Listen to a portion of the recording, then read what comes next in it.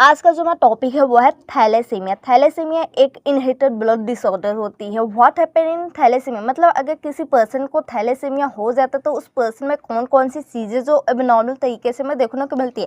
पहले तो उस पर्सन में क्या होता है, हीमोग्लोबिन का जो लेवल होता है वो कम हो जाता है। जब हीमोग्लोबिन हमारी बॉडी कम प्रोड्यूस करेगी तो क्या कहता है, आरबीसी का ब्रेकडाउन होता है। जब आरबीसी का तेज़ी से ब्रेकडाउन होने लगता है तो हमें ब्लड की कमी हो जाती है। उस कंडीशन को हम एनीमिया कहते हैं।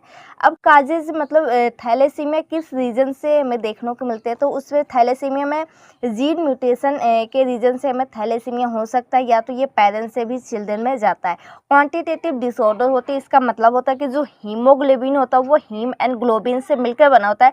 जो हीम होता है वो Fe2+ एंड ग्लोबिन जो होता है पेप्टाइड होता है। जो हीमोग्लोबिन होता है उसमें 2 alpha chain and 2 beta chain से मिलकर बना होता है। जो 2 अल्फा चेन होता है 141 एमाइनो एसिड से मिलकर बना होता है एंड 2 बीटा चेन जो होता है 146 एमाइनो एसिड से मिलकर बना होता है। 2 अल्फा चेन को जो जीन कोड करता है वो 16 नंबर क्रोमोसोम पर प्रेजेंट होता है एंड 2 बीटा चेन को जो जीन कोड करता है वो 11 नंबर क्रोमोसोम पर प्रेजेंट होता है। जो 2 अल्फा चेन होता है उसको जो जीन कोड करता है वो SBA1 होता है एंड 2 बीटा जो चेन होते हैं उनको जो जीन कोड करता है वो SB2 होता है।